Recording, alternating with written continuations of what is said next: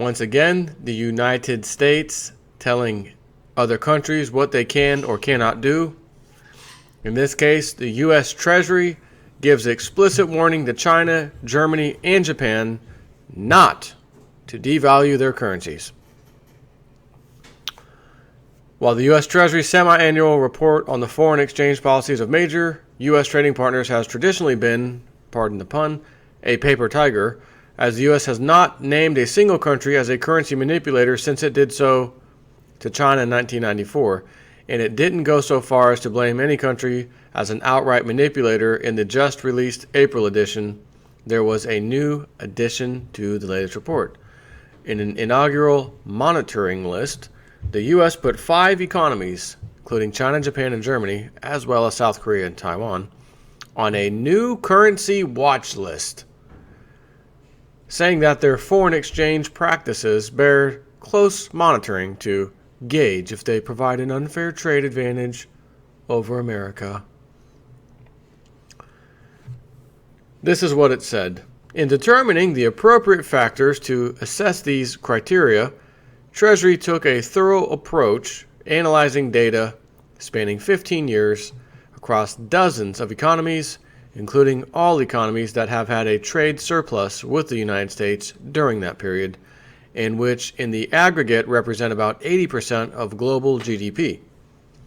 The thresholds are relatively robust in that reasonable changes to the thresholds do not materially change the report's conclusions.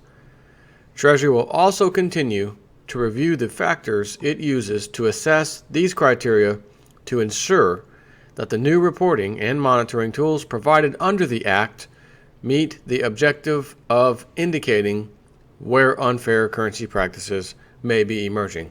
Who in the hell do we think we are, talking about other countries and unfair currency practices? We rigged the whole goddamn market.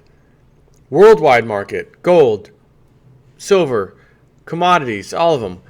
Wheat, corn, oil, the Forex market, currencies. We rig it all. And we're going to tell other countries, hey, don't do that. Don't devalue that currency. Hey, unfair, what was that word? Unfair, you guys are practicing unfair currency practices. You're now on our monitoring list.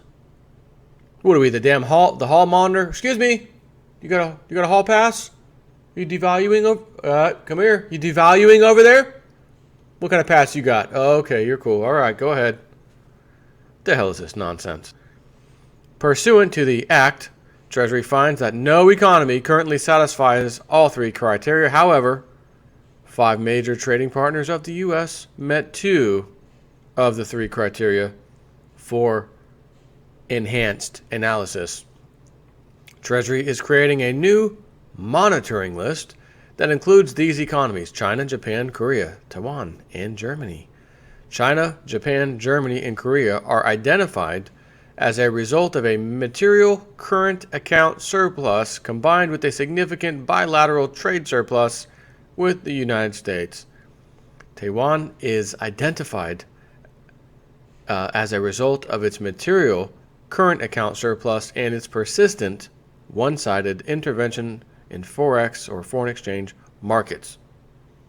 Treasury will closely monitor and assess the economic trends and foreign exchange policies of these economies. As noted above, Treasury is creating a new monitoring list that cites major trading partners that have met 2 of the 3 criteria specified in the Act. In this first report, the monitoring list includes China, Japan, Korea, Taiwan, Germany, once again. This is about as direct a threat to the 3+2 nations not to engage in major currency devaluation, whether through quantitative easing, negative interest rates, or major interest rate changes, as Jack Lew, head of the Treasury, come up with, and in some ways was to be expected in the aftermath of the G20 meeting, which, as we found out this week, precluded any additional QE by the Bank of Japan.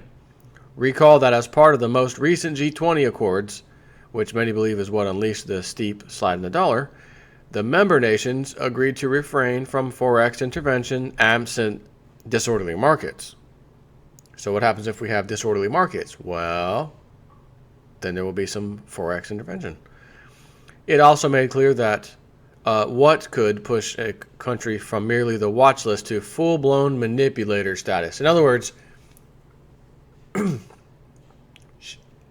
we're the only manipulators right now. I want to say that too loud. We're the only manipulators right now. It's just us, the club over here. So if any of you want to be on that manipulator list, you don't want to be on that list, you better take heed and do what we say, because we can't have more than us on the manipulator list. You know, we want that status all for ourselves. While no economy met all three of the criteria, this result is a reflection, in part, of the dynamics of the global economy during the past year, in which capital outflows from emerging markets have led a number of economies to engage in foreign exchange intervention to resist further depreciation of their currency rather than appreciation. The extent of these flows was unusually high by historical standards, which underscores the possibility that more economies may trigger these thresholds going forward. May trigger? Will trigger. It added that the administration shares strongly the objective of taking aggressive and effective actions to ensure a level playing field for our workers and companies. Who's writing this? Oh, you mean Goldman Sachs, J.P. Morgan? Oh, yeah. Sorry. Okay, in that case, yeah.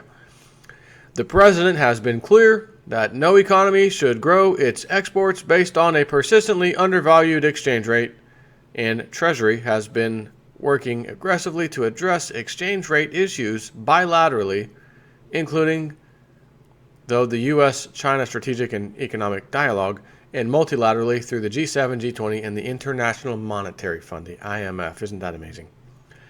And specifically referring to the G20 meeting, the Treasury notes the following. The United States has secured commitments. You guys have that in writing? No. Did you even shake on it? Nah. Negative. But you have a commitment.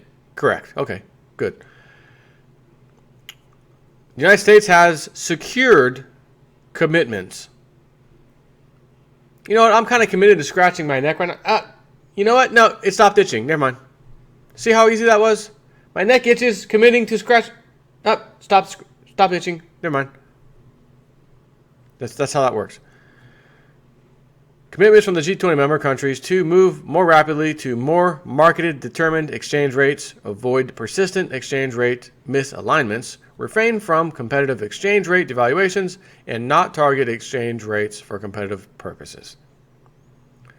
Through Treasury's leadership, the G7 member countries, including Japan, have publicly affirmed that their fiscal and monetary policies will be oriented toward domestic objectives using